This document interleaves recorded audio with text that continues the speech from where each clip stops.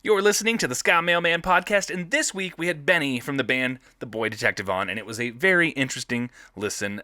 Benny goes through his entire history of the band The Boy Detective and leading up to where we are now, where they were working with Roger Lima of Less Than Jake. That's right, we have two guests back to back who have new albums coming out, working with Roger from Less Than Jake, also coming out on Punkerton Records. They have 3 new singles streaming right now: Good Year, Beth Truss, and American Farts.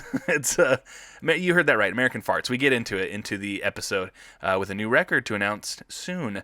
But some business before we get to that. Check out the Ska Mailman Spooky Scalloween playlist, where I give you the kookiest, spookiest, scariest ska songs for Halloween. You can find that at the link in my bio and all of my social medias, which is at the Ska Mailman. In my link tree, you can find the Ska Mailman Spooky Scalloween playlist, updated with new releases this year, some of them which have not come out yet, so keep an eye on the playlist as it grows this year with new scary releases. Also, a little bit more business: if you would like to send a postcard or a letter or a package to me, I always write back if you leave the return address. You can send it to the Ska Mailman, P.O. Box 4351, Boise, Idaho 83711. Looking for stickers specifically, but I honestly just want to talk to you guys and send out some postcards myself and send letters. It's always fun. I work at the post office. I want physical stuff that we can hold and have as memories of our times together. It just sounds like a cool thing. But anyway, enough of that. Let's get into my interview with Benny from The Boy Detective. Ska Mailman, step up to the mic, yeah. The Ska Mailman, we're talking music and life, and the Ska Mailman, we're hanging with our friends. The Ska Mailman, listen again and again, yeah.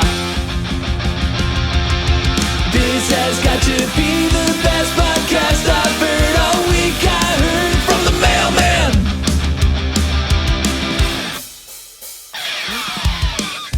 Welcome to the Ska Mailman podcast. I am your host, Adam, the Ska Mailman Wallace, and joining me this week is Benny from the band The Boy Detective. What's up, man? How are you doing, Mr. Ska Mailman? I hope I can deliver the best ska package today. Absolutely. You'd have to deliver for the both of us. I had a day off today, so I'm feeling nice and refreshed, and I'm feeling nice. ready to rock and roll. I didn't have to. Not that my job's hard or anything, but I didn't have to go do it today. So I just got to sit around and do a puzzle, and I went and had breakfast. It was pretty amazing. That's, I will say though, we don't, work is such a thing that is forced upon all of us. Totally. It's such, and then when we actually get a day off and then we go back to work the next day, we're like, wow, we kind of really needed that more than we ever could imagine. So, well, yeah, I'm a funeral director, so I don't get days off that much. Oh, okay. So, if I'm not literally playing a show, I'm always on call. So, okay. I can't really shut off, if that makes sense. I get you. We're definitely gonna have to get into that because that sounds extremely interesting. We're gonna have to talk about Ska Punk, but also, absolutely, just like your podcast, we should talk about death. Oh yeah. Do you want me to do it now, or you want to wait till a little bit later, till it warms up a little bit? Let's I don't know. Let's circle back to it. Let's not make everyone so scared right away. Perfect. I mean, I do like scaring people, but no, let's rock and roll. Let's talk about some Ska Punk for sure. Let's do it, dude. So, what got you started into ska? Because The Boy Detective is a band that I've only recently discovered. Probably last year? Is that when you put the other record out, or was it the year before? So our story is so very, very strange. So okay. I'll go back to the beginning, Adam. So anybody who's heard me on other podcasts, I apologize. I'll try to do it quick. So I have been playing punk bands since I can remember. I think I did the math. I started my first punk band in 2002. Oh, okay. Wow. And so I've been doing it since. I was a freshman in high school. And I first started a band called an Old Milwaukee Shuffle. Didn't last long. Very much a Blink-182 cover band, but we did do some pretty sick songs. And then from there, the members from that joined with my older brother, who was already in a band called 1 Inch Brigade, and he was a drummer. And he always wanted to be in a Misfits band, so we started a horror punk band. So even though AOMS was my first band, technically the Spaghetti Zombies is my original band, and it was Okay. amazing. You can literally still hear it. You can go to Kapal, like that's the band that Spaghetti Zombies became. But three of the brothers or three of the members were brothers, and then we had our best friend who was our guitarist, and we literally did record our first album called One More Empty Grave, which you can listen to on Bandcamp through Kapal, or you can go Okay. to Kapal, all the Spotify's and all that, and you can hear our 10th anniversary, like redoing it as we got Oh, older. sick. So yeah, so I was in a horror punk band, which is really funny because I'm from a very small town. My father, his father, and his father were all funeral directors, so I'm a fourth generation Oh, funeral wow. director. Okay. And we did like the My Girl thing, like we live next to the funeral home. Okay, So gotcha. we played in the funeral home. So like as kids, like death has always meant something differently to us. Totally. We didn't fear it as much, and because of that, being in a horror punk band sounded so cool. And the Totally, thing yeah. was, and the thing was, Adam, this is the funny part. We missed the whole The Walking Dead by like 2 years. Like we stopped doing Spaghetti Okay. Zombies, and then The Walking Dead came out. And I was like, man, we missed our opportunity. Like we did that now, we would be even further than the Boy Detective probably. Right. So I was in a band with them for many years, and then that band became just a brother band called Kapal, which we released 2 albums through Kapal. You can check that out. Kapal will always be a band because it's brothers, but we don't Yeah. have the time as much to do what we used to do. And so from there, when I was in Spaghetti Zombies, I met this gentleman that's my guitarist now named Nick. He was in a band at the time called The Machine Always Wins. And so it was funny because back in the day, he was in the local hardcore metal band and we were in the horror punk band. And they had this crew because they were the stereotypical teenagers that like to pick on everybody. It Okay. wasn't a great look back in the day, but they thought they were cool.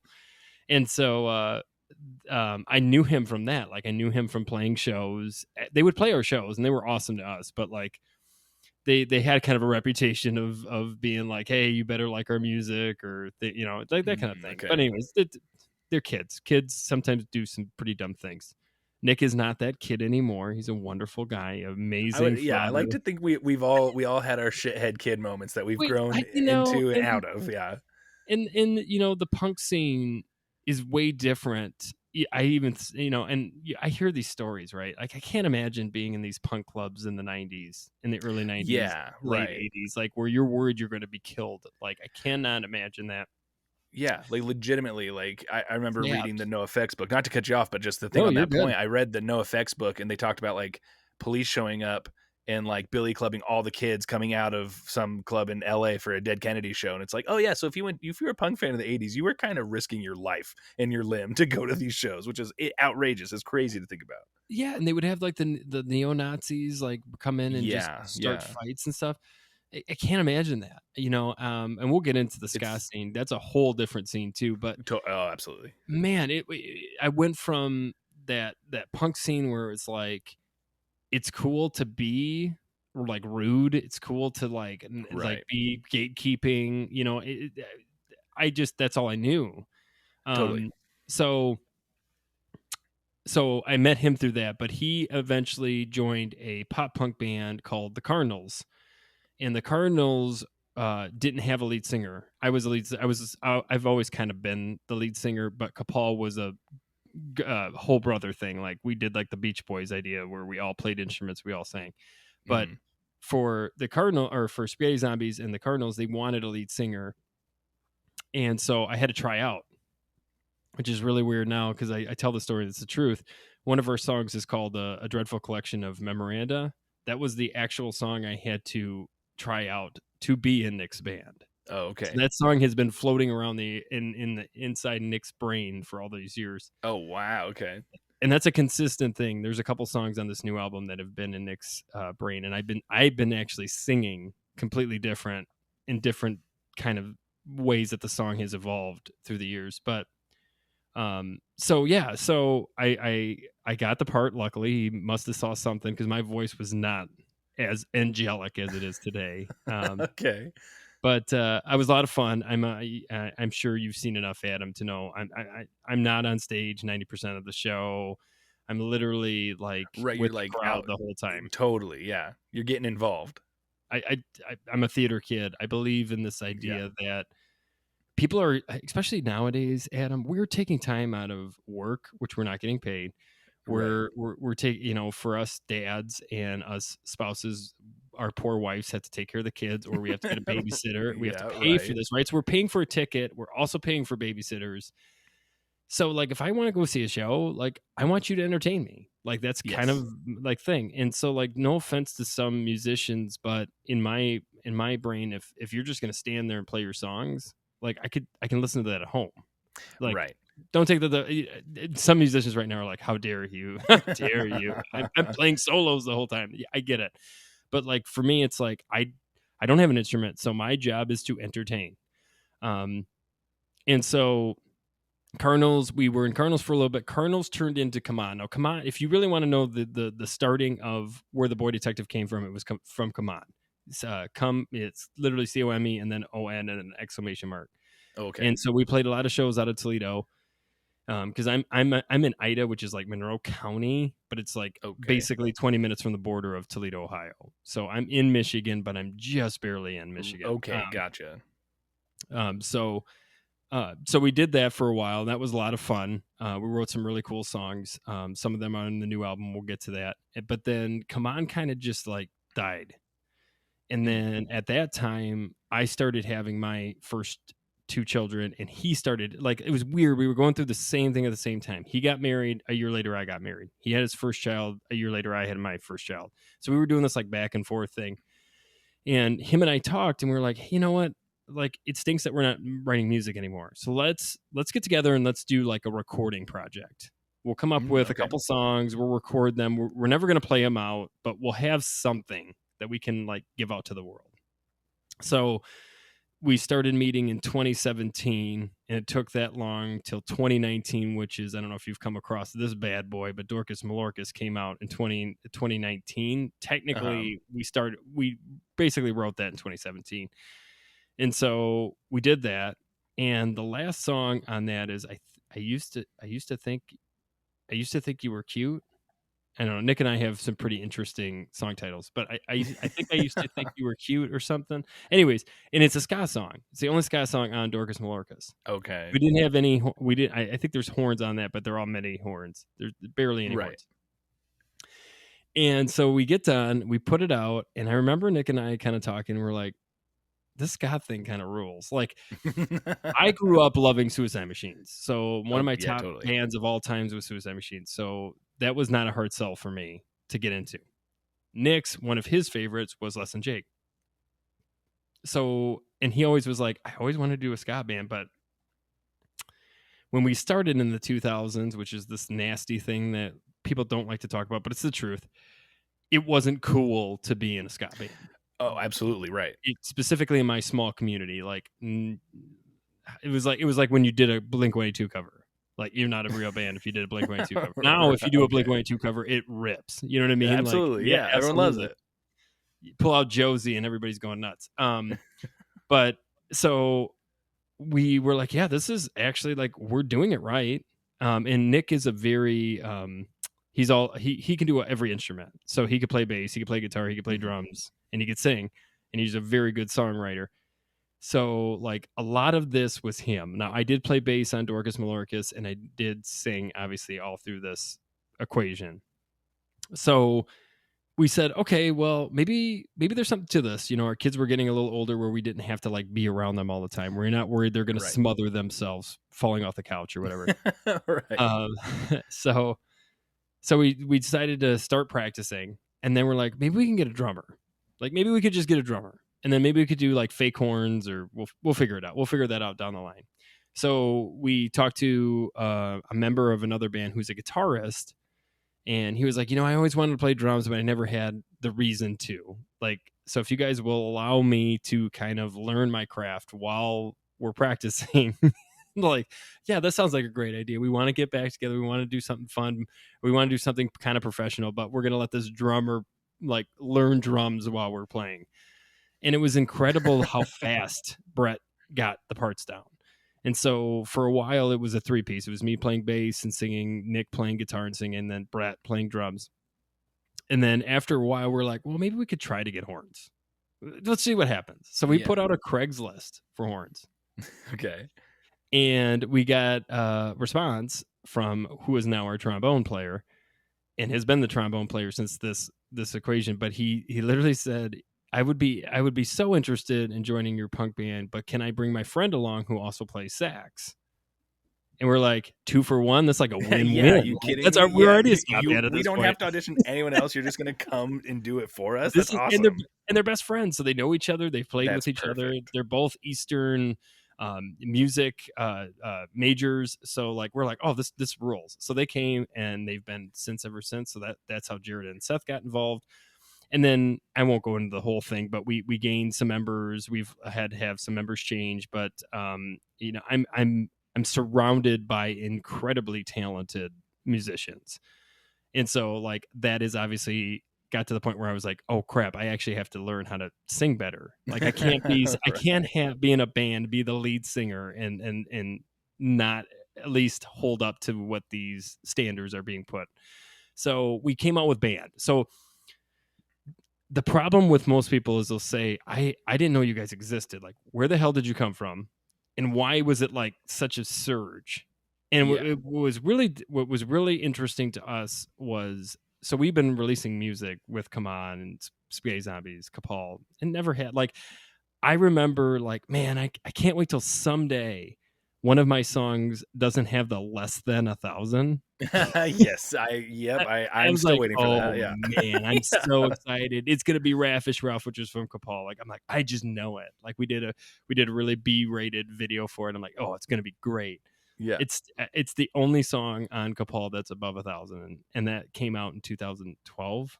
okay, So like we were like, okay, like this is gonna be for us. We're gonna play a couple shows. People may somewhat dig it, but we're not expecting much. So we released Band from the Bathtub, and everybody loved it in our community. Nice. And to the point where we were just playing with local punk bands in Ann Arbor, Ypsi, or like Monroe County. We weren't, or Toledo. It was either Toledo or Ann Arbor at that time. We would play like back and forth those places. And so what happened was we got invited to our first Detroit ska show. Okay. And this is how Michigan Ska got involved. This is how we met Jay Navarro. This is because Jay Navarro and the Traders were the headlining band of the night. Okay. And so I just remember like driving with Nick to this show and being like, dude, we're getting to play for the Godfather, man. Like we're going to play for Suicide Machines. I'm gonna lay it all out on the line. So we opened the show. And it was like Mr. Kingpin, Jay Navarro and the Traders, maybe Killer Diller, and us. Okay. And then we opened the show. So we just came out guns a-blazing. And I remember we got done, and all these people from the bands, from the community were like, who the hell are you? Like, and why haven't you played here? You guys say you're from Southeastern Michigan, but we have never seen you. We don't know you existed. And that kind of started everything. Then Michigan Ska got involved. And I'm going to tell you this, Adam. The reason the Boy Detective is where it is today is because of Michigan Ska. Like, those people are not just our fans. Those people are our community. They're our family. And they go to everywhere. Like, they take their flag and they go to every big festival. They go to everything, and they literally will promote the Boy Detective, to the point where we were getting emails, or I would talk to somebody for the first time and be like, hey, I don't know if you know us, but we're the Boy Detective. Oh yeah, we've heard everything about you. Like, we're kind of annoyed. Like, that's awesome. And it was almost kind of like a stomping ground. Like, okay, you better prove it. We've heard all this good stuff, but like, you haven't been to this town yet. So we started kind of getting a little bit of people really enjoying what we were doing. And then I am a person that just takes the shots. I've always been that person. Mm-hmm. So I was like, you know what? I'm going to send our stuff. I'm going to send Band from the Bathtub to a couple labels and see what happens. Right. So at the time in my research, because I'm still learning this, Adam. I Oh don't think yeah, I don't think even I think even the Godfathers are still learning certain things. You know what I mean? Like absolutely, there's yeah. there's no script.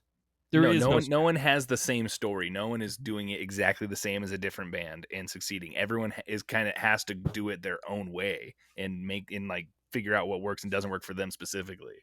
Well, and it's like you have to incorporate so much today. Like you have to have social media, and you have to have a Right, presence on streaming, and you have to have a presence on YouTube, and you have to have a presence. You have to still play shows, and you still have to have right. merch, and you still have to have all this stuff. And it's like every time you move up, like we always consider it like a tier or like a step. Like, oh, Yeah, uh-huh. we made it 2 steps with Band from the Bathtub. It's like there's so many more blocks in different Totally. ways, so you're learning this, and it's like the Andy from The Office where he's like, how come nobody tells you, or how do you not know when you're in the good days? Like, or you could Yeah, wish right. you would know you're in the good days when you're in them. Because it's wonderful. Like we're getting all these opportunities. People are starting to listen to us. People are starting to come to shows and know our songs, which I thought was weird, Adam, when people start Oh singing your yeah, songs back at that's you. gotta feel so good though. Oh, it's so wonderful, especially for me because I don't have to like I can take a breather, like because And I'm just let them go for it dancing. for a minute. I don't have to scream because we're doing a lot of hardcore stuff. We're doing a lot of breakdowns. We're doing a lot of like I said, I'm carrying my sax player around the room, Yeah. jumping.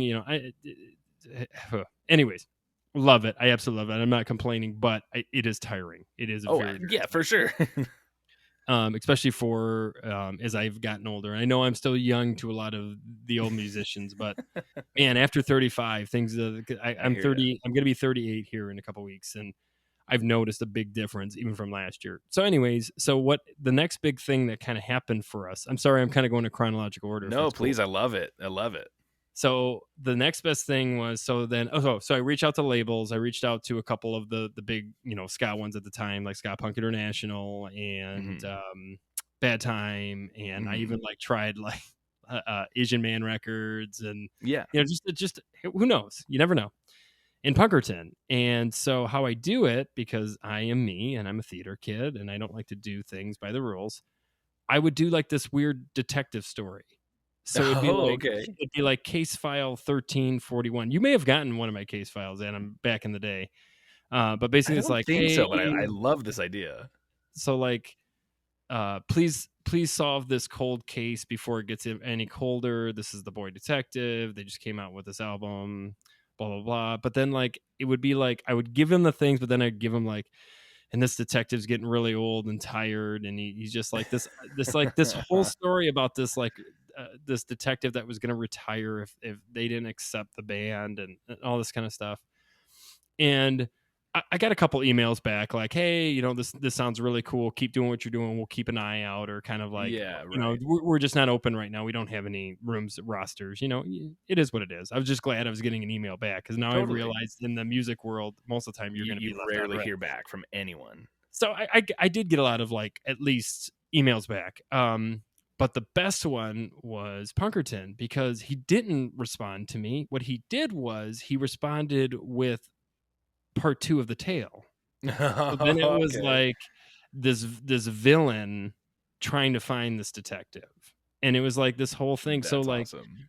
I think for like 2 or 3 emails, Brandon and me were going back and forth with each other, and it was just so great. Yeah. It was the best scenario. And then at the end, it got to the point where he because he's a graphic artist, he made a picture of a phone booth with like a letter, like with a knife in the letter, and it said, "We need to Oh, talk" or wow. something. So like we finally had a phone conversation. We were just laughing about it. And I was like, there was part of me that just didn't want to even conversate with him and just keep the story going because it was so great. Right. Um, so we talked, and he really liked uh yeah, oh gosh, I'm going to call all my songs by the song, by how we write it down on our set list. So I apologize Sure, to all you yeah. listeners. I'm sure you can put the pieces together.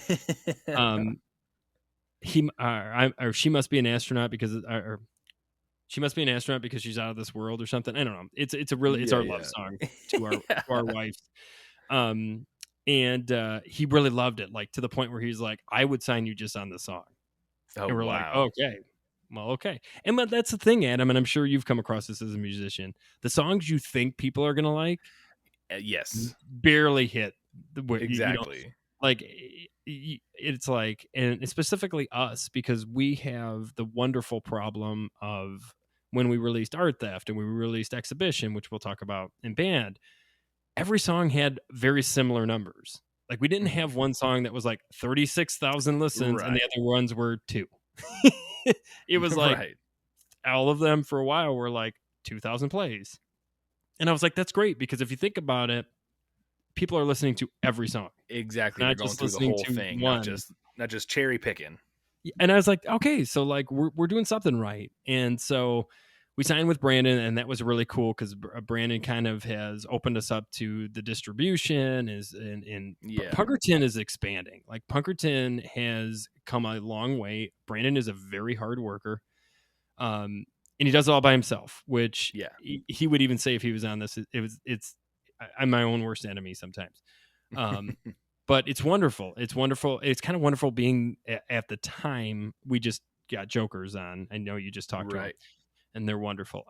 But we for a while were the only like ska punk band, like official Yeah. ska punk band on the label. So now there's 2 of us, which is phenomenal, and it's so interesting at how similar like our bands, as much as we're different, like how Yeah. like the similar trajectories we're all on, and it's kind of fun. And I like healthy competition. You know what I mean? So it's Yeah. like the fun thing, Totally. like, oh dang it, they're 100 songs, they're 100 plays Right. more. Right. Um, so anyway, so we got with Brandon, and then I reached out to all of these bands. I'm sorry if you're in a well-known ska punk band, you probably have an email somewhere waiting for you. Please look through your Instagram, Facebook for Benny Capal or Benny Two Shoes, because I'm sure it's there. And Leonore from Five Oh, from Iron Five Iron. Yeah. reached back out to me, and I was like, "Hey, I'm gonna take my punk shot here. If there's any way to get on one of your shows, please let me know." And so it was funny because she had almost like an interview with me, if that Uh-huh. makes sense. And I thought that was so awesome. Like, not only was she giving me a shot, but she kind of wanted to know what kind of person I was. It wasn't Yeah. just like, I'm gonna let anybody in. And so she basically gave us like a tryout 2 days.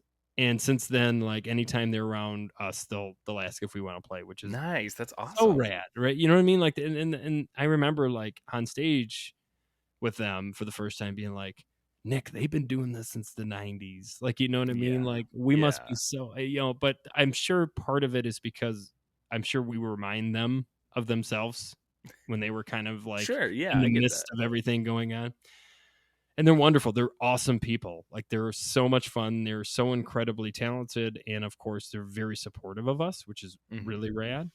And that's a good thing too. Like, not only am I surrounded by incredible musicians, I'm surrounded by incredible people, which is really really hard to come across nowadays. Specifically because we're in a ska band and there's like 36 of us, so Right. there's so Totally. many different like attitudes and egos, and but we work really well together, and we're all very very into like a safe world and a loving world, and um it's nice, specifically with all the hate and apathy that's being taught. It's nice to be surrounded Yeah. by people who actually care. So Absolutely. Brandon, we got Brandon and Punkerton. He's doing his thing, really pumping us out there. You got Leonore from Five Iron helping us get these big shows. You got Michigan's guy who keeps annoying people, like keeps annoying people. Like, it was the neatest thing. I couldn't make. We got invited to Supernova, but we couldn't play it because I was in a wedding. Like, I literally was Okay. asked to be in a Yeah. wedding, and originally we weren't asked to play. So in fairness, I'm just good. I Right. know some Right. people were really upset, but my brother was like, "Hey, I'm going to do my wedding on this day," and I'm like, "Oh my god, that's Supernova! Please, please do not ask us this year," because I'm like, if you ask us and then I have to say no, it's going to be the worst. Well, luckily we Right. weren't asked the first, when they were first announcing. Right. So I was like, okay, cool. Whew. Crisis averted. And then so fast forward to a month before September, I'm starting to hear, oh, it looks like you guys have a really good chance to be on Supernova. And I'm like, Oh, no. yeah. God, that would And be so I heartbreaking even to miss. remember like telling my band, I was like, guys, if you want to do it without me, like, I get it. Like, I Yeah. absolutely. Right. Right. they're like, no, we don't want that, because that's half the show. Totally. Is you sweating on people, whether they like it or not. That's just what they're It's going to gonna get. happen. So I thought it was really neat of my band, but I'm also like, gosh, they're going to hold this to me every year. So it's funny because you'll see it in like the Supernova chats. They'll say, Benny Capal, no weddings this year. And it's like, dang it. Like these are people I've never met. You know what I mean? Right. Like, this is kind of an Right. incredible thing. And, Joker's got to go. So our band, our label mates got to go. So that was super That's sick. great. And Killer Diller from Detroit, we love them. They're amazing people. They got to go. And then Doom Stompers are like, okay, so they got a really cool 3 bands. And I'm sure That's great. one of them may have been our spot. So like I'm glad that like they got to go and they got to enjoy it. And there's other times. I think there's a possibility, hopefully this year. Fingers crossed. Yeah. It's show day, so I'm going home. I'm getting out of my uniform and into my show fit. Check for my phone, wallet, keys, and of course, my Eargasm earplugs. I never go to a show without them. They come in this convenient carrying case and go easily in your ear. Now you have high quality sound at every show you go to. So head over to eargasm.com to get yours and use promo code MailMan10 for 10% off your next order. That's eargasm.com, promo code MailMan10 for 10% off your next order. So all this is going on, and to the point where when is this show coming out, if you don't mind me asking? Oh, it'll be not next week, but the week after. Or Okay. not this week. Sorry, not this week, but next week. So not tomorrow, but the next Thursday. Okay, so we'll wait till the end, and I'll do something, and you can figure it out later. Oh yeah, that's all good. So now we're getting the opportunities to be, play for all these awesome bands. So we're really excited. So then the CD chronologically. So Band from the Bathtub came out in 2022, I think. Okay. And then so we signed with Punkerton, and that is you got to do an album, blah, blah. But of course, we do everything so differently. And we signed with Brandon when Art Theft was already out. Oh, okay. So Art Theft was the next thing that came out. And we like to do these like 6 to 7 songs. That's kind of like Nick's like jewel spot, where it's like, we could give you 12, but let's be honest, the 7 is what you came to hear.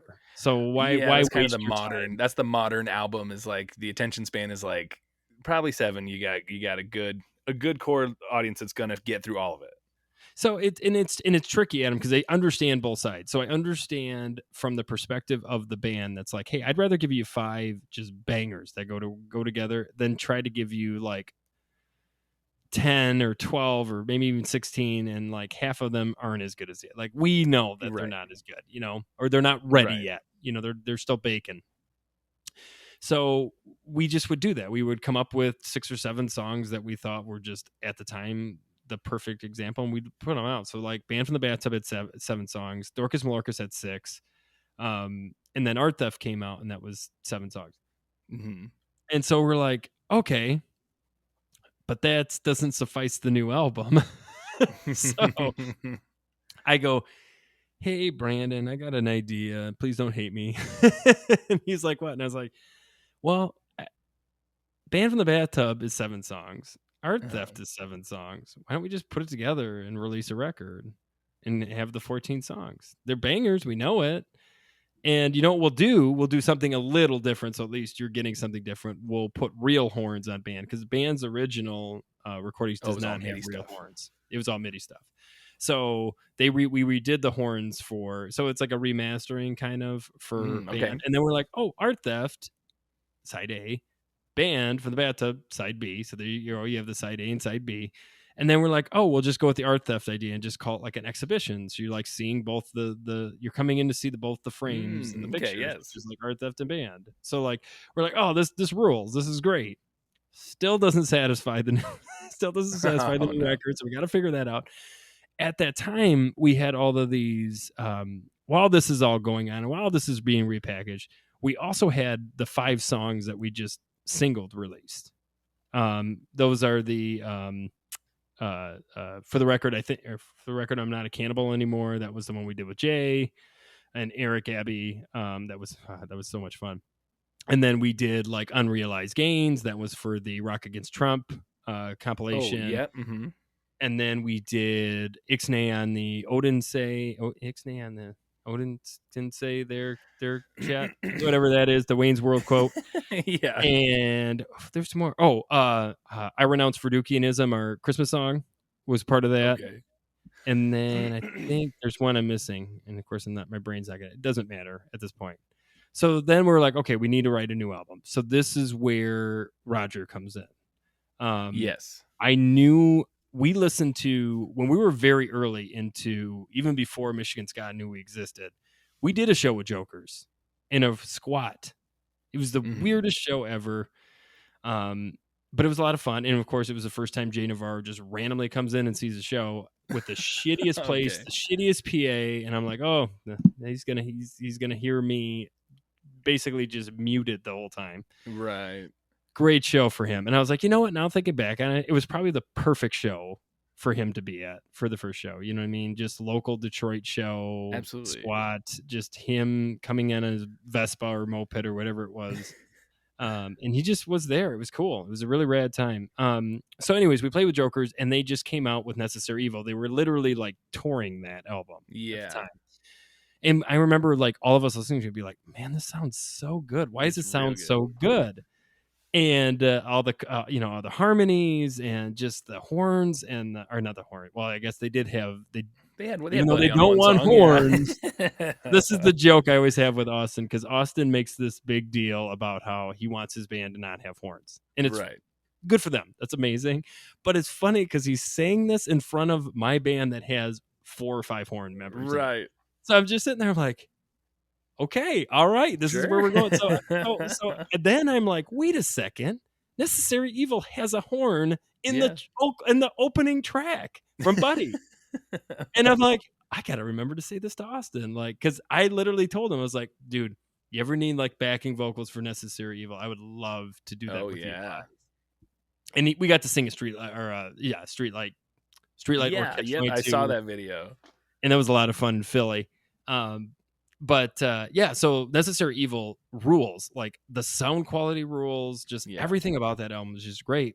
And so I remember like, hey Austin, I know you don't really know me, but like, how did you reach out to Roger? Like, do you have like, are you guys like buds? This is like, and he's like, no, you just reach out to him. I'm like, okay, well, I have no fear reaching out to people.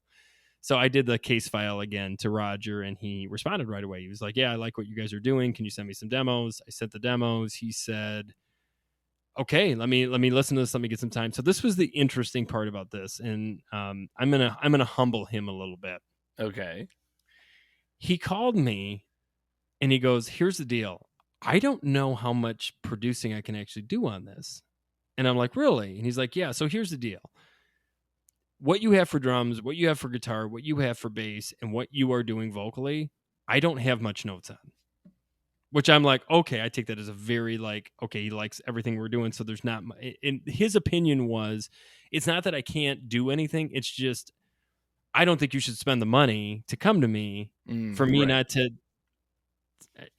At this point, you can go to any studio. So Roger was like, I don't know how much more I can do for you guys. Like, and I don't think it's fair. You know, I just want to be forthcoming about this. I was like, that's kind of rad that he did that, because he could have just been like, no, come on, and we'll do this and just let. But he's like, I do have a lot of ideas for the horns, and I'm like, okay, I'll say, you know what, I'll even just take that, Roger. If that's all you're going to produce, like, your album sounds good. Necessary Evil speaks for itself. So if you can somehow connect the Boy Detective to that, I'm cool with that. Like, and plus the guy from Less Than Jake produced and recorded. I mean, just like, to be able to say there's nothing bad with that either. Plus I wanted to meet him. Like, I wanted to have the experience of going to Gainesville. Like, from that experience on, we've only recorded in Ann Arbor or Toledo, so it's like 20 minutes or 30 minutes from any of our homes.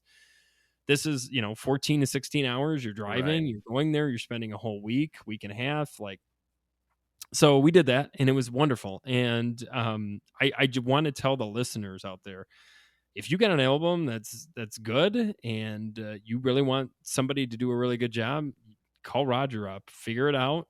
I'm sure you can. Like, there's ways. I mean, I don't want to give you the full like secret. Part of it is the challenge, right? It's the journey. But I will say, and if Roger hears this, I'm sorry, Roger, because I know you don't like probably this, but he was incredible. He was really kind. His house was kind of our house.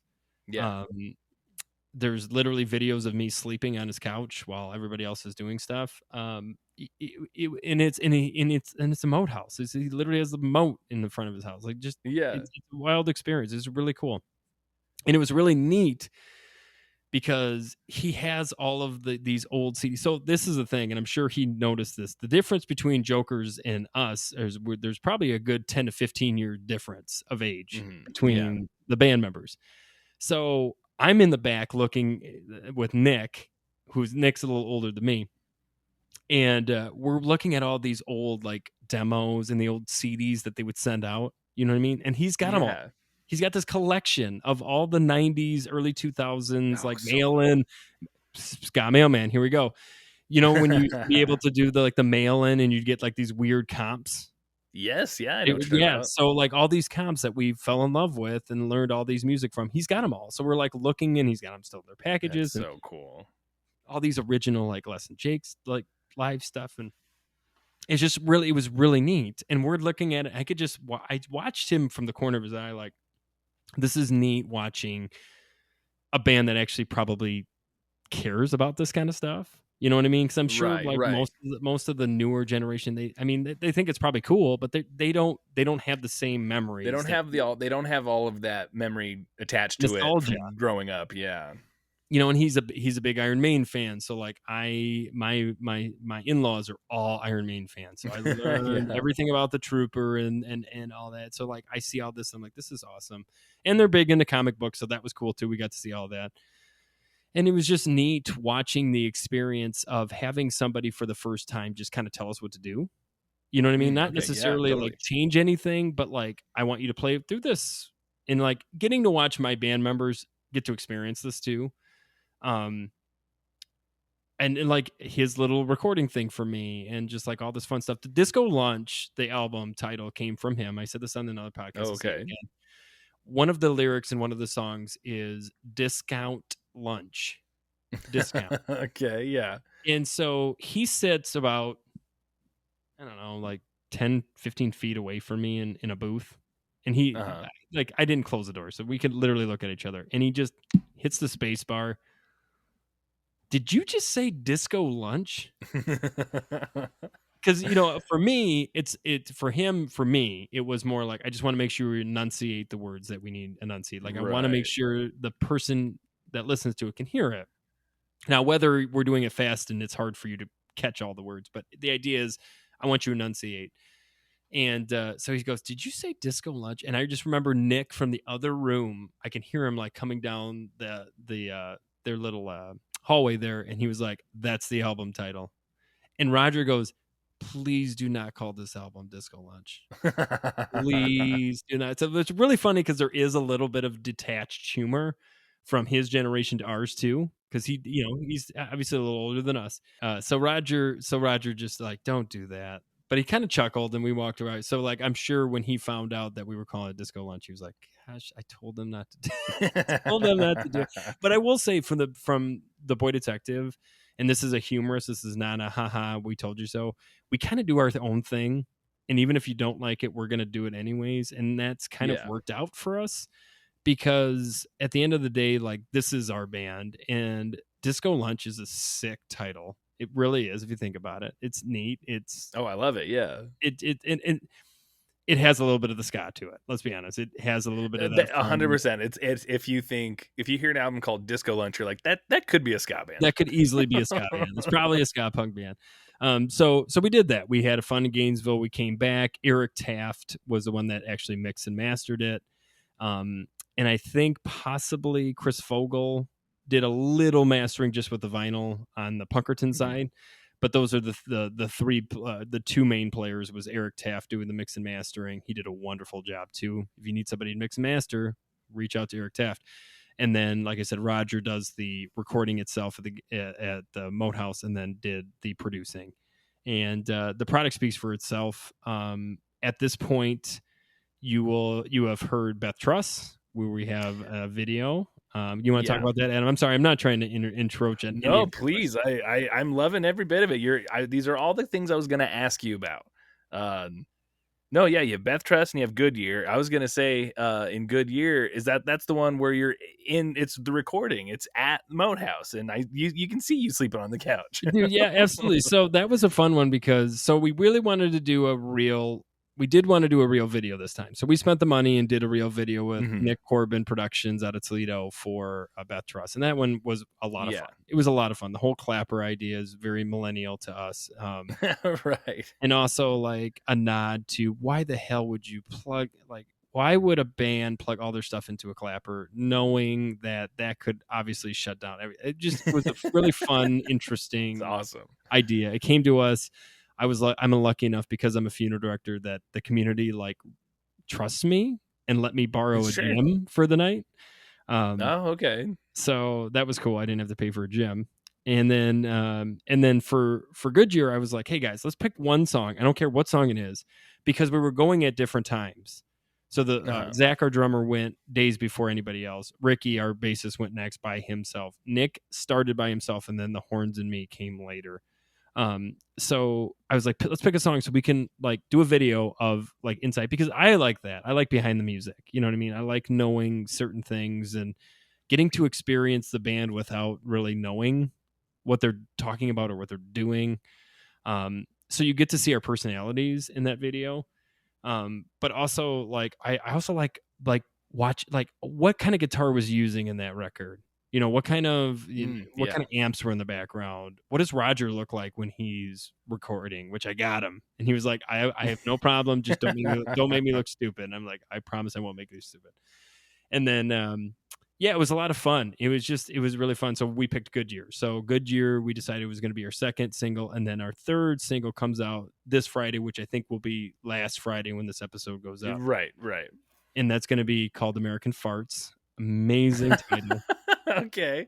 This one, Goodyear and Beth Truss, all three of these are old songs that we refurbished. It Okay. came out of the woodwork. So Beth Truss is probably 15 years old. Goodyear is about 10 years old, and American Farts is about 10 years old. So they're all Okay, pretty gotcha. old. Now, they were just pop punk songs, no horns, no ska, Yeah. and probably a lot faster. It's probably Okay. slowed down a little bit. It's probably more poppier now. But that's the big thing about us. We want to have these. We do nods. This is the whole reason Art Theft exists, and Exhibition, and Band from the Bathtub, right? Band from New York, or whatever the Bad Brains album is. Is this idea Yeah. that we are literally nodding to everything that we liked growing up. Absolutely. Yeah. So Goodyear is there's literally some nods to beer in it. So like Okay. we call it good beer on our set list because legitimately it's a real big fish, a complete nod. Yeah. American Farts is a nod to American Hearts by Piebald, because literally we have the Oh, hey, okay. you're Yeah, I part get of you. it. And then which is just came out. If you haven't listened to it, please listen to American Farts. It rips. There'll be a video out for all. There's a video out for all three of these. Oh, yeah. Okay, and great. then Beth Truss.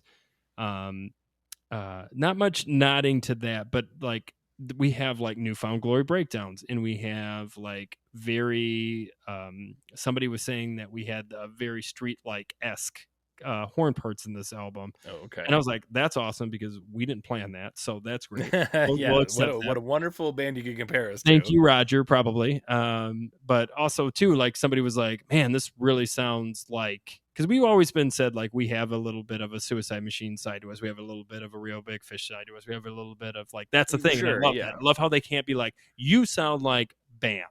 They're like, Right. you it's like you kind have of this got bit and this. this Like, bit. yeah, exactly. You're like, and that was our goal. Like our goal was like, we're going to give you breakdowns, like Suicide Machines and like bands that we loved.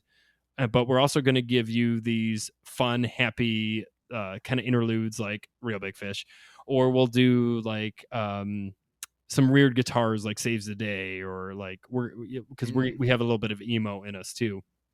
We have a lot of emo in us, but you know. Oh, yeah, you can hear it. Yeah. So the idea is to capture that. So I think this album, if you want my honest opinion, Adam, I think when I heard this the first time, pre-mastered, I was like, this is what I've always kind of wanted our album to That's sound like. so awesome.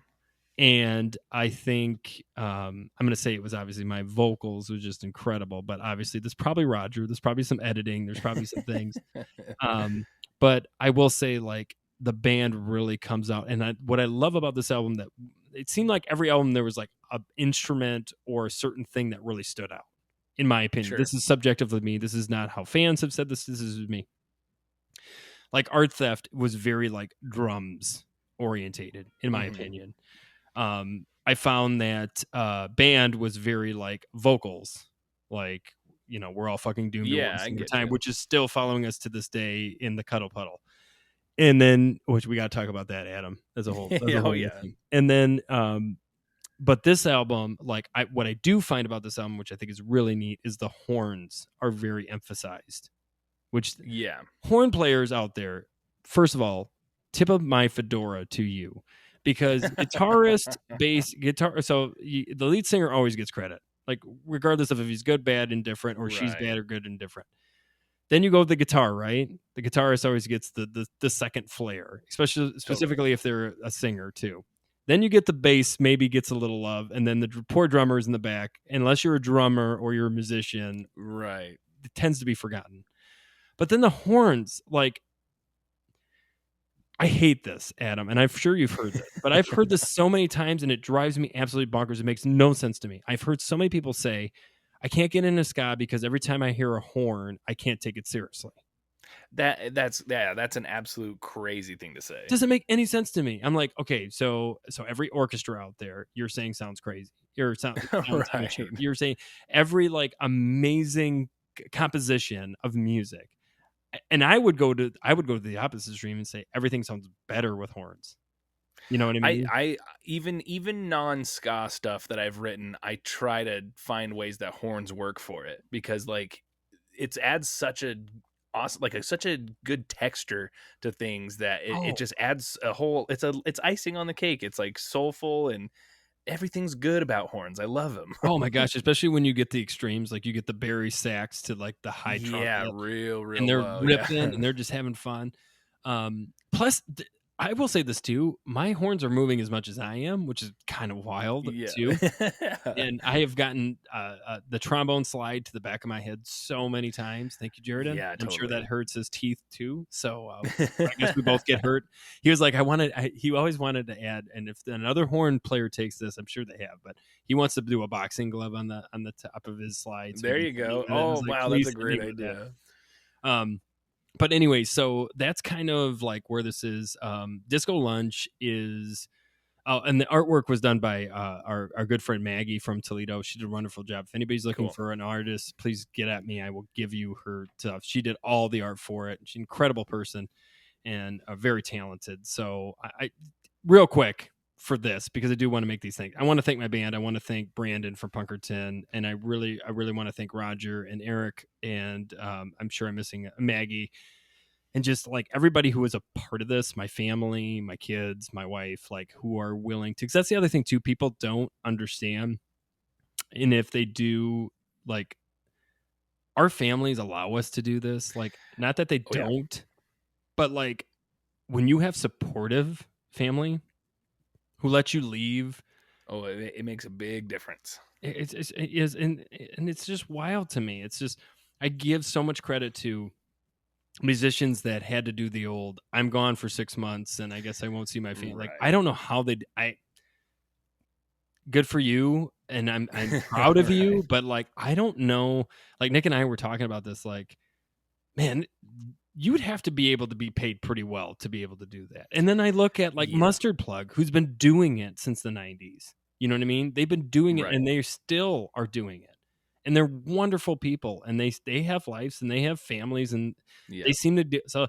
There's got to be a way to do it, but I don't know if we're just built for literally having this same conversation earlier today. It's like there has to be a way to balance it out and make it all work still, so that it's worth it to be away, but because obviously it's going to fulfill you playing music as a career and going off, but there is a huge part of you that's like, fuck, I just want to be around my family. Like, And you if I need could them. just take them with me, there has to be a good balance, a way to do it, because people have done it and stayed together and stayed happy.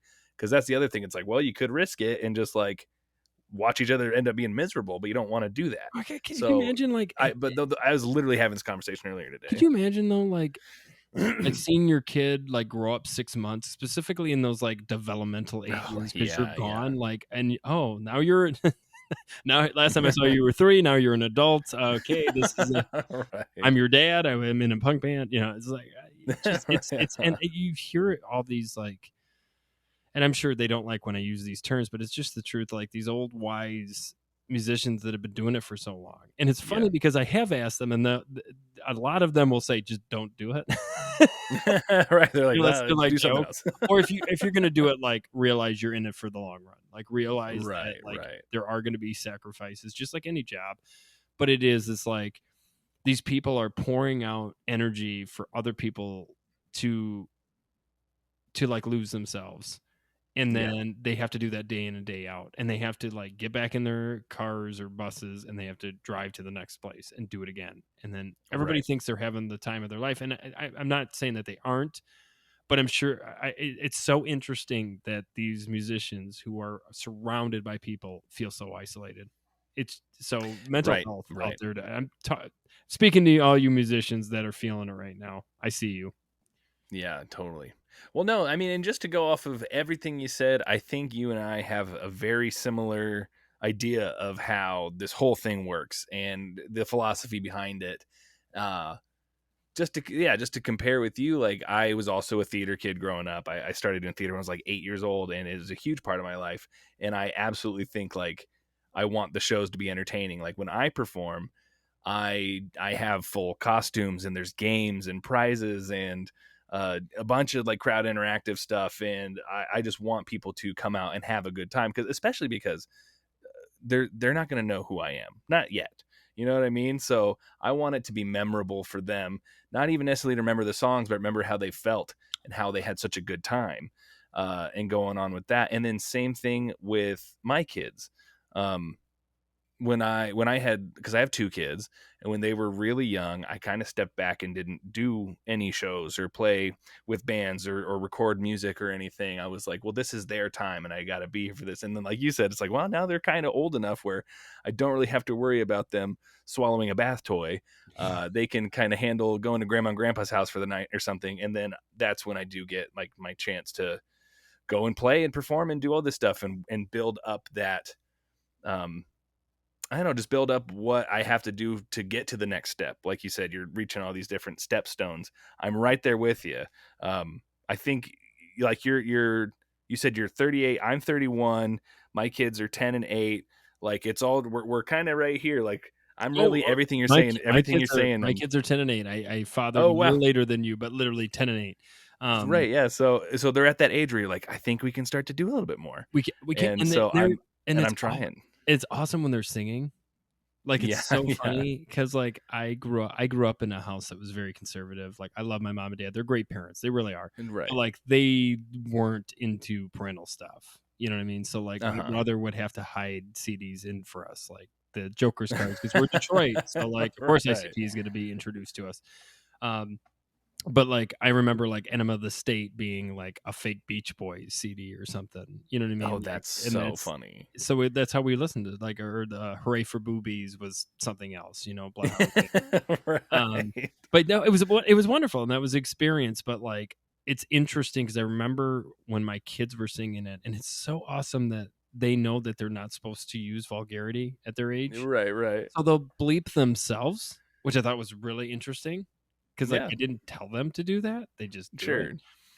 And they've said, we know, Dad, that like those are adult words and we use them when we're adults. And I'm like, who are these kids? Like, Yeah, right. I would have been the kid that's like, I'm gonna say fuck because I'm Dad gonna said say it. fuck. Yeah.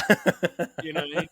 So if he could say it, I could say Totally. it. So, and that was another scare for me too, Adam, is I am in a small conservative town and I'm their local Yeah.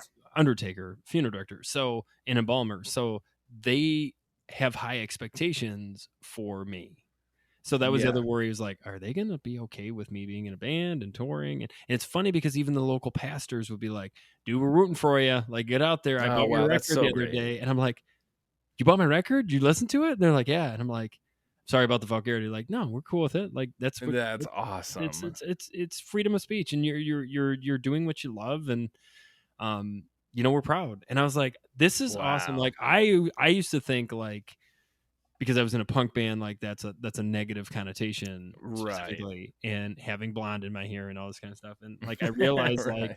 no, like I have so many like older women say like, thank you for having blonde in your hair, because it brightens up this death experience for us. I'm like, Oh, sure. Sure. Yeah. awesome. I'm all about that. So just a little about me outside Adam, for anybody who wants to look into this. I am a funeral director. I'm an embalmer. I'm a death doula, certified death doula, and I'm a death consultant. And I'm actually going back to school to get my social worker's license so I can do Oh therapy and wow. grief and loss. I have a podcast called Let's Talk About Death. Like, my life surrounded by death. So being in a ska punk band and being able to sweat out all my grief and Yeah. anxiety and anger, Sure. and just be able to do it with Nick, my best friend since I can remember being in bands with, and just still having this experience with him and being like, hey, guess what? We get to record with your favorite musician. We get to go to his house Yeah. and record an album. And he just still to this day is like, I can't believe that happened. I don't know what you do. I don't know what the secret Yeah. ingredient is. I said, Nick, it's not a secret ingredient. It's just doing it. But that is a talent. Like, some people, they can't do it. They don't understand it because they're Right. afraid. They're so afraid that they're going to ask Roger, and Roger's going to be like, nope. And then Roger's going to go around to every band he knows And and be go, like, listen, don't don't ever work with these talk to guys. these guys. I'm like, no, if anything, even if they say no, they're going to be like, good for him or good for her. Yeah. Like, Yeah. I did that stuff when I was younger. Yeah. So anyways, Yeah. that's Is the is that's that the- is that something that working around death so much your whole life, you say in your fourth generation, is that something that stems from that of like, well, what do I have to lose? Like, I don't want to be at my funeral and having everyone say, oh, this guy never actually like tried for anything. He just kind of did his own thing. It's like, well, what am I going to lose? Like, why don't I reach out to these people and be creative and make it happen for myself? Does that have anything to do with that? Or is that just how you're wired? there's a lot of it. I will say yes. I think that's one of the reasons why I do take shots. But Mhm. also I've been trying to teach this to the younger generation. The more you ask, it's like something you have to work on. It's like shooting a three throw or shooting like a 3-pointer. The more you Yeah, do it, the easier it becomes. So for sure. like, I don't worry about what Roger's thinking. I worry about him saying no, but I don't worry about Right. like him being like, oh, this is, how dare him ask, how Right. dare he come to this high horse. Because what I've also realized is, for the most part, there are just never say everything is everything, right? There's shades of gray. There are pieces of shit musicians out there, Sure. but for the most part, they're human beings. And they did the Yeah. same thing we're doing. And some of them worked really hard and didn't learn these kind of things until later in life. So when they see it, they praise it. And then on top of that, if they're true musicians, they want the next generation to take over. So Yeah. they're Oh, yeah. looking for us. They're looking for their proteges, because they want, like, I told Nick, someday, Nick, we're going to be in a weird local ska punk show, because we're going to be those 60-year-olds that still go to shows, and Yeah. 70-year-olds. And somebody's going to do a Boy Detective cover, and you and I are going to shit our pants, because A, Right. they're not Right. even going to know that we exist or who we are in that room. And then we're going to start singing it, and they're going to be like, who the hell are these guys? And I'd be like, yeah, I used to sing that. Like, I'm Benny. Oh, I thought you were just an undertaker. Like, I thought you were just a death guy. So, but anyways, like, it's neat. And not many people from the small town get away. You know what I Yeah. mean? I don't want to Yeah. get away. I love this town. I want to live here the rest of my life. And as long as I can do that, and as long as it doesn't affect, like, I'm Yeah. going to live here because I want to do this. But I also do realize that the higher tiers you go, the higher expectation people have of how you answer certain things. Sure. They expect you to be the beacon. Like, that's the biggest thing about all this. And Adam, we don't have to go into this because this is a whole nightmare about musicians right now. But this whole idea that all of these shitty musicians are coming out of the woodwork of what they did, and they're being, you can call it canceled, you can call it whatever you want. Right. The reality is they did some piece of shit things and they got caught, and now Right. they're paying for it. It's karma. So there is a lot of pressure, there is a lot of stress, and you have to be careful of how you I feel address that. certain things. What I have always said to my band, and what I will say to my fans, is I think if every time you come from a place of love, for the most part, you're going to be fine. Yeah, I get that. I totally feel that. And that's the thing. Like, once you start incorporating hatred, or when you start incorporating something that you're just trying to do to be popular, if that makes sense, like, that's when you start making those dumbass mistakes. Like, just be you and be real, and be empathetic. If you be empathetic for the most part, like, yes, every once in a while, something you might say something that might offend somebody, but for the most part, even if that, you can say at the end of the day, like, I did that because I cared. I think that's wonderful. That's my speech for the night. I think that's great, and I think that's probably a good spot to end it on those words. Let's promote the music though. We got singles, Goodyear, Beth Truss, and what was the last one? Fart Party. What's it called? Fart Party. Oh, even better. It's called No, what's it's it called? called American Farts. American Farts. Like, think of Goodyear, American Beth Truss, Hearts, but American American Farts. Farts. Right. And then, then so Disco Lunch comes out on November 7th. You can go right to punkertonrecords.com, and I would challenge all of you to do this. You could just look at it. It's so beautiful. Just like everything It's a about great that album is website. beautiful. I promise you that it's an amazing album. I will stick by that. Roger, Eric, my band, Brandon, Maggie, we all did a wonderful job of giving you a product that is a perfect representation of what we want. Now, if you don't like that product, at the end of the day, cool. I'll give you that chance. I also suggest to anybody out there, if you don't know if you like us or don't like us, I challenge you to go to one of our shows. If you can come out of that show and say you don't like us, that's cool. I'm 100% okay with that. But if you don't come to a show, I don't think you can ever really make that assessment. Definitely a live experience. I hope to see you soon sometime performing. I've seen a bunch of the videos. It looks like a blast. I agree with that. Everyone should, if you get the chance, go check out The Boy Detective live. Absolutely. And we do have some shows coming up. Tim has basically said it, but not said it, but maybe he has said it. And if Tim is listening to this, I apologize. But you'll probably see The Boy Detective at Supernova this year. So I'm just going to put it out there. I'm manifesting. There's no proof of this. I'm just manifesting. So anyways, please listen to this Ska Mailman, because I've actually gotten a lot of like good when I was first kind of getting to know the Ska Punk scene. You actually have turned me on to a couple bands, so I just want good. I'm you so to happy know for that, because I loved your little videos, and you have so much fun. And I was so proud the day that you were like, and here's this random band from Michigan called the Boy Detective, and you were skanking, and I don't even remember what song you did it to, but I was like, think it was Date Night. I think it was Date rules. Night. Yeah. And I was like, Nick, we're famous. We're everywhere now. These people don't even know us. Like, this is awesome. But I do appreciate that. And I appreciate, of course, man. And also check back at his TikToks and Instagrams. He is looking for some mail. And I challenge each of you that are the Boy Detective fans to actually send him something.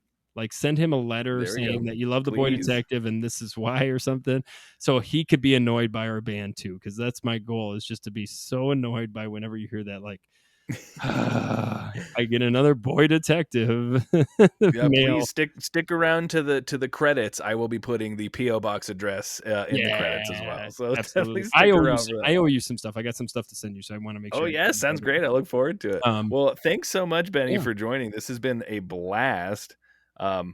We'll have to get you on soon. I think there's a lot more we can talk about for sure. And I want to get in the death stuff. I'm going to be checking out your podcast, Let's Talk About Death, at work tomorrow. That sounds very, very interesting. Yep. And that's the Let's Talk About Death podcast. You can literally go to www.letstalkaboutdeathpodcast.com. And I think on Spotify and Apple, it's Let's Talk About Death with Benny and Dr. Nick is what it's called. Awesome. Sweet. Well, thanks again, man. Good to talk to you. Absolutely. Thank you. Thanks for listening to the Ska Mailman Podcast. Be sure to like and subscribe and leave a 5-star review. It helps a lot more than you think. Follow me on all the social medias at the Ska Mailman. This show is part of the Never Phase Network, a collective of creators keeping the spirit of the scene alive. If you're into band deep dives, scene nostalgia, creating a healthier and safer scene for the future, or just screaming the words to your favorite songs, you can discover more shows and creators at neverphasenetwork.com and follow us on TikTok and Instagram at Never Phase Network. This is Adam, the Ska Mailman Wallace, reminding you to keep life fun.